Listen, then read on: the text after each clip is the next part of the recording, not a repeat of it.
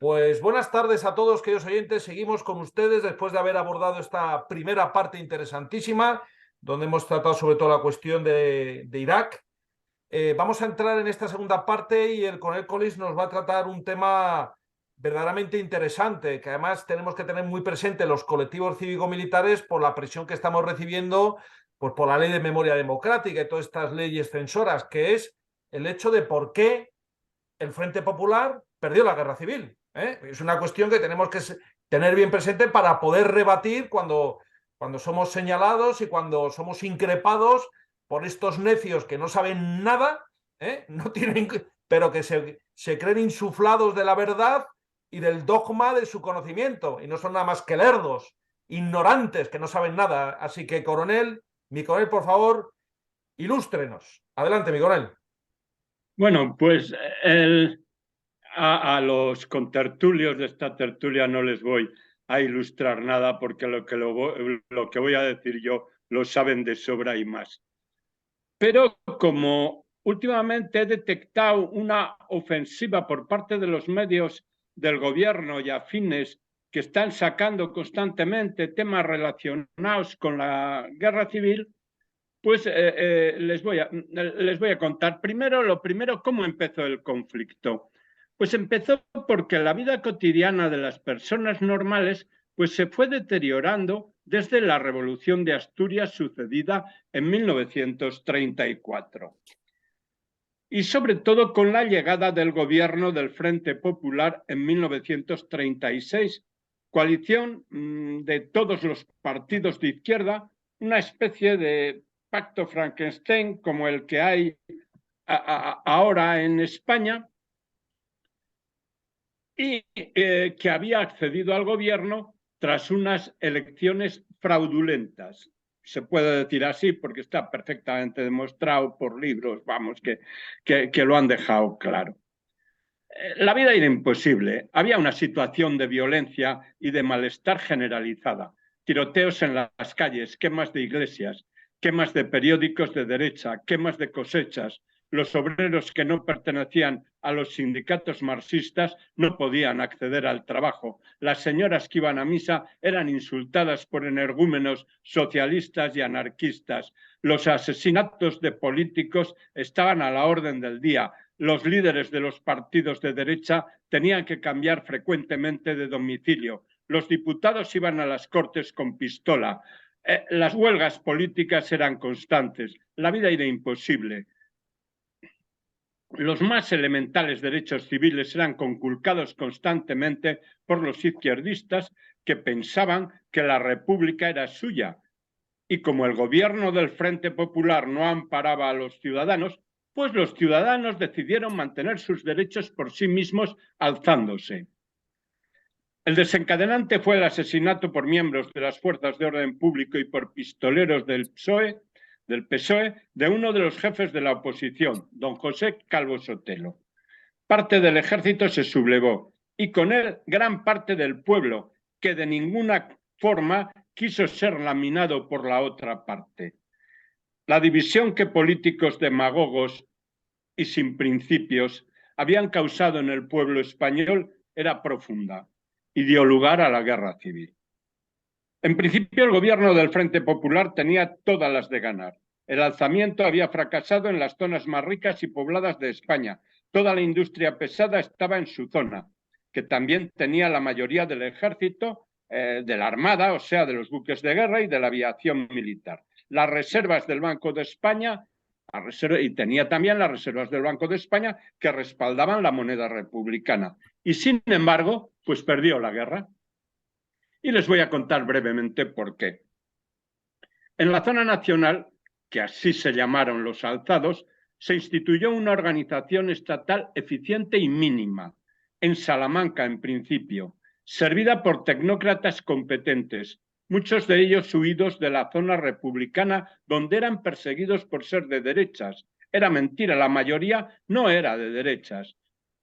Los republicanos ejecutaron a ministros de la República, como Melquiades Álvarez, líder de un partido de centro y republicano, y a Martínez de Velasco, líder del Partido Agrario, de centroderecha y republicano también. La organización estatal de nueva planta de los nacionales se puso desde el principio como objetivo principal, único, podríamos decir, el ganar la guerra. Todos los recursos y esfuerzos del nuevo Estado se dirigieron a ese fin. En el bando republicano, el gobierno de Giral disolvió al ejército y armó a las organizaciones paramilitares de los sindicatos y partidos marxistas, es decir, anarquistas, socialistas y comunistas. También a algunos pocos de izquierda republicana, y dio paso a un gobierno con mayoría del PSOE, dirigido por Francisco Largo Caballero, el Lenin español. El gobierno de la República desde el principio no tuvo claro si debía atender prioritariamente a ganar la guerra o a hacer la revolución. Hacer la revolución socialista porque la República burguesa de 1931 ya no les servía. Querían hacer la revolución simultáneamente con la guerra y eso fue fatal para la República. Solamente tenía claro que primero había que ganar la guerra y después hacer la revolución el Partido Comunista. Pero en esos primeros tiempos de la contienda poseía mucho menos peso en la gobernación que el PSOE y que los anarquistas, la FAI, la Federación Anarquista Ibérica.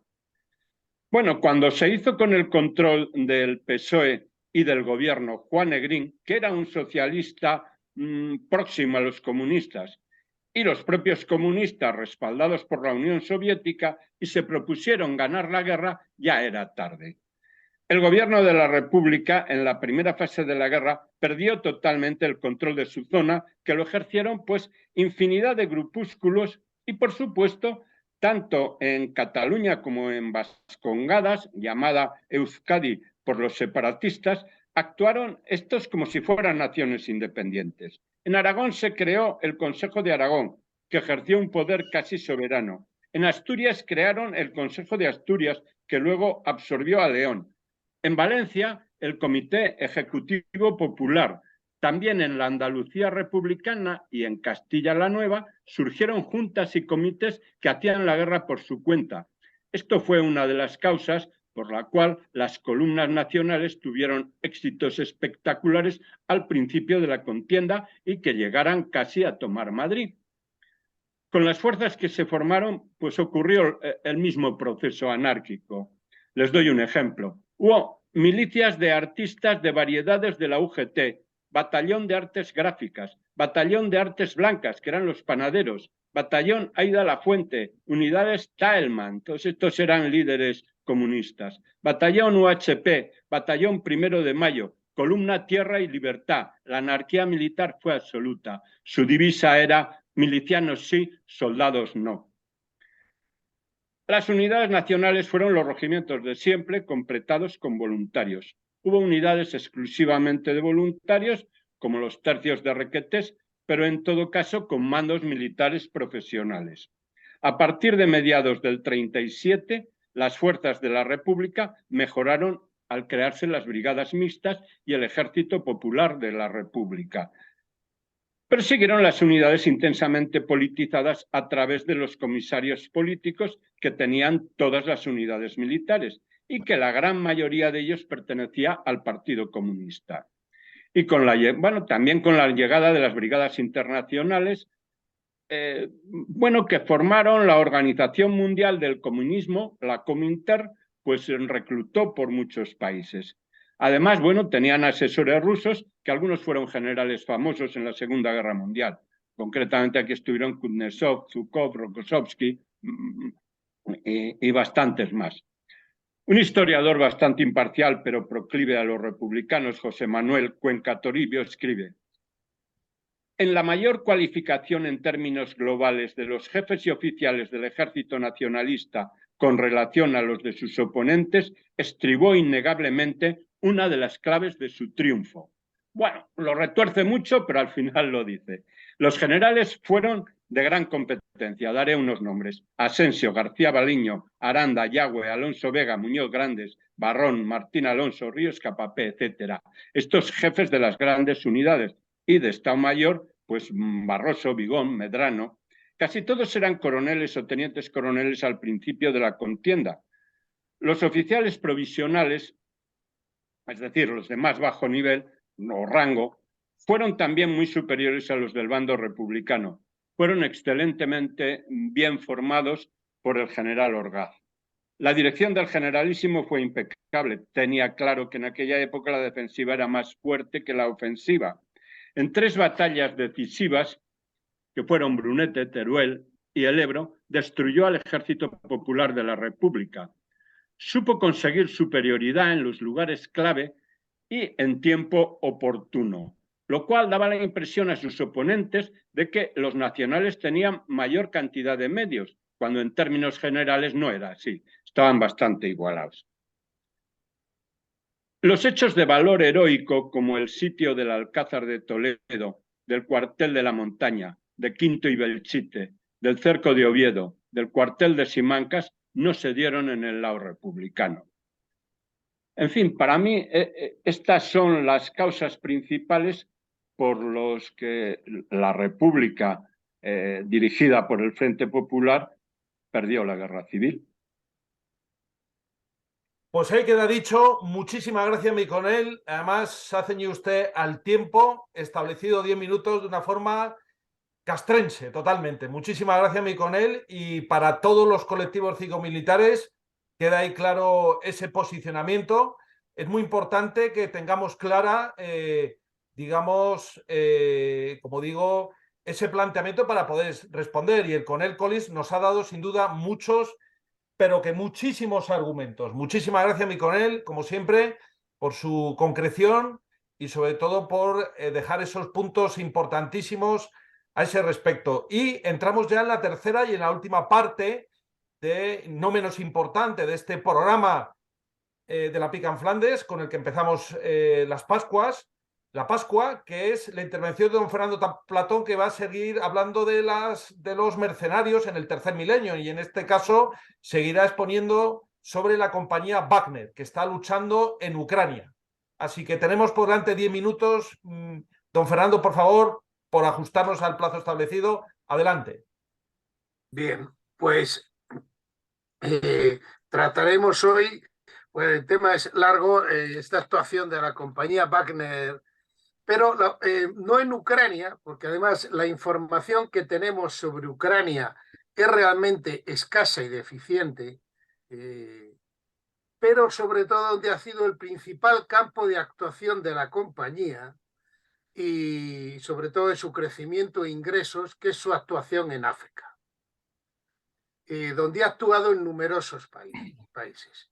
De hecho, es el territorio de mayor actividad del grupo y en él ha cosechado tanto éxitos como fracasos. Decíamos que la información de Ucrania pues, es deficiente, bueno, pues también lo es la de África, porque es muy limitado, porque se busca ofrecer el servicio llamando lo menos posible la atención. ¿Para qué? Para evitar todas las posibles implicaciones políticas que puedan afectar tanto a Rusia y sus relaciones con el país anfitrión.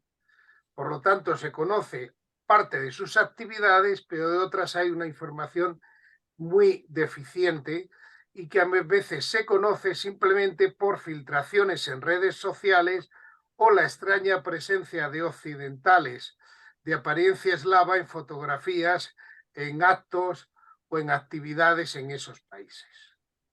Es más, incluso 3 periodistas rusos que investigaban las actividades del grupo Wagner en la República Centroafricana fallecieron cuando el vehículo en que se dirigían a la zona de actuación del grupo fue atacado sin que quedara en ningún momento claro cuál fue la autoría de dicha emboscada. Bien, veamos por los distintos países.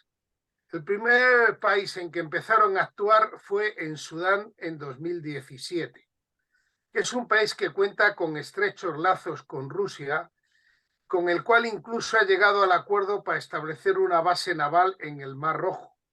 Ahora bien, este acuerdo al que se llegó en 2017 ha dado numerosos bandazos. A consecuencia tanto de la errática política sudanesa, buscando tanto la ayuda rusa como no querer desairar demasiado a Occidente, y tras muchos tiras aflojas, parece que en febrero de este año al final se ha dado un nuevo impulso al proyecto, que es de una base logística con capacidad de albergar hasta un máximo de 4 barcos y donde estarían, digamos, desplegados 300 efectivos rusos, digamos, de apoyo y atención, digamos, a la flota. Entonces, en estas relaciones entre Sudán y Rusia han jugado un papel importante las compañías privadas militares y de seguridad, destacando el grupo Wagner, que ha estado sobre todo centrado en formación militar, protección de intereses mineros rusos, otorgados a cambio de la ayuda militar, es la forma un poco de pagarla, y así también han prestado apoyo en la lucha antidisturbios, frente a las revueltas que se han producido contra el gobierno. Y esto es lo que se conoce de las actividades en Sudán. De allí pasaron a la República Centroafricana. Este país está inmerso en una compleja guerra civil con la presencia de distintos grupos armados, guerra que se inició a finales de 2012, cuando grupos musulmanes de la parte norte del país formaron una coalición de nombre Seleka con el fin de derrocar al entonces presidente François Bozizé, lo cual consiguieron en 2013 tras la conquista de la capital Bangui. La llegada digamos, posteriormente los se mostraron, digamos, bastante incapaces de gobernar el país y tras colapsar la coalición en 2014 se generó un vacío de poder en el cual proliferaron distintos grupos armados, lo que obligó a desplegar una fuerza de pacificación de Naciones Unidas con 11.000 efectivos, que consiguió que se celebraran elecciones en 2015, pero no han conseguido alcanzar la paz en el país, pese al acuerdo firmado en Jartum en 2019.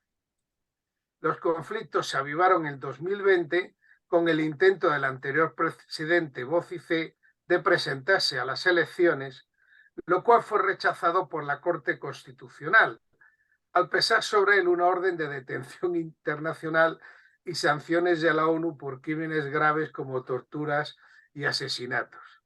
Esa es más o menos la situación en el país. Y además es un país muy complejo. Su territorio es igual al de toda la península ibérica, España y Portugal juntos, pero solo tiene 5,5 millones de habitantes y casi un 14% de ellos residiendo en la capital. La población está, por tanto, muy dispersa y siendo uno de los países más pobres de África y del mundo, las redes de comunicación pues son muy deficientes, por decir algo. Pues muchas ocasiones lamentables. Bueno, ¿cómo entró Rusia en la República Centroafricana? Pues de una forma muy curiosa, desplazando a Francia de su zona tradicional de influencia en una errónea maniobra política francesa. Francia propuso en la ONU dar a las Fuerzas Armadas centroafricanas para su lucha contra la guerrilla las armas confiscadas en Somalia por la Armada francesa. Pero Rusia vetó esta propuesta en el Consejo de Seguridad, al existir un embargo de armas al país. Entonces Francia lo que hizo fue proponer al presidente de la República que se reuniera con el ministro de Exteriores ruso para que levantara el veto. Y el resultado fue la firma de un acuerdo de asistencia con Rusia en la República Centroafricana, que obtiene de la ONU un levantamiento excepcional del embargo de armas, se envían armas ligeras rusas y 175 instructores, 5 militares y el resto milicianos de Wagner, sustituyendo la presencia francesa. Así, de esta forma, ellos entraron en el país. Entonces, se encargan de la instrucción y también del servicio de protección presidencial. Y en las fotos que hay del presidente se puede ver a miembros de su grupo armado junto al presidente con misión de escolta y seguridad. De esta forma, Rusia garantiza el poder a quien esté en el gobierno sin buscar influir en él como hacen las misiones europeas. Un poder débil que solo controla una parte del país y que sin apoyo exterior podría ser fácilmente derrocado. Tras el apoyo militar han venido los intereses económicos en la forma de empresas mineras, propiedad del dueño de Wagner, que opera desde junio de 2018 explotando minas de oro y diamantes protegidas por sus mercenarios y, digamos, de esa forma se financia su misión. Los mercenarios de Wagner también han llegado a participar en acciones de combate, y aunque no hay información fiable sobre su participación ni sobre si han sufrido bajas, más que algunas imágenes del material que utiliza el grupo puesto fuera de combate por las rebendes, así como por las noticias de la llegada de vehículos blindados y helicópteros artillados, cuya complejidad hace dudar que sean utilizados por los soldados centroafricanos y que con seguridad serán utilizados por especialistas de Wagner. La llegada de este material motivó críticas contra Rusia, porque la República Centroafricana está sometida, como ya hemos comentado, a un embargo de armas. Y es que ya se sabe que hay guerras y guerras. Unas en las cuales se suministra todo el material bélico que haga falta y otras en las cuales se restringe la ayuda incluso a gobiernos reconocidos resultados de las elecciones. Es lo que tiene ser un país pobre de África. Esta operación en la República Centroafricana ha presentado importantes ventajas para Rusia, puesto mientras que en otras intervenciones como la de Siria lo hace apoyando a presidentes impopulares y mal vistos por la comunidad internacional, en la República Centroafricana lo hace un presidente legítimo y reconocido internacionalmente, en colaboración con organizaciones multinacionales como la Unión Africana. Las ventajas de esta colaboración realizada por los mercenarios pueden resumirse en que avanza la implantación de Rusia en el continente africano desplazando la influencia occidental, logra importantes contratos para sus empresas mineras, exporta armamento, aunque sea en cantidades modestas y de reducida calidad, y mejora la imagen exterior al sostener un régimen apoyado por la comunidad internacional. Y todo ello con una inversión y riesgo mínimos. Y ya dejaría para otro día hablar del resto de países africanos, que hay más, donde hay intervención y presencia del grupo Wagner. Pues muy bien, muchas gracias, don Fernando, por también como el coronel Collins, por ceñirnos al tiempo establecido. Y no sé si un minutito alguien quiere comentar algo al respecto, que estamos ya casi fuera de tiempo. Un desafío a don Fernando, que nos hable también de la compañía Blackwater, del otro lado. Buscaré información sobre ella. Vale. Muy bien, creo que el general Fontella quería comentar algo, ¿puede ser? Ok, coronel Collins. Nada, no. Ok, pues nada más, queridos oyentes, un programa, como siempre, que no va a decepcionar a nuestros oyentes, que sabemos que nos siguen fielmente. Hemos tratado el asunto de la retirada de fuerzas españolas de Irak por mandato político y luego también por qué el Frente Popular perdió la guerra civil, y finalmente hemos seguido avanzando en esta serie magnífica de los mercenarios en el tercer milenio. Por lo tanto, como ven, queridos oyentes, sin pelos en la lengua, sin anestesia, abordando cuestiones que son de interés nuestro. Así que gracias por estar con nosotros, por seguirnos, por su lealtad, y les rogamos, por favor, que compartan y difundan estos programas. Muy buenas tardes a todos y feliz Pascua de Resurrección.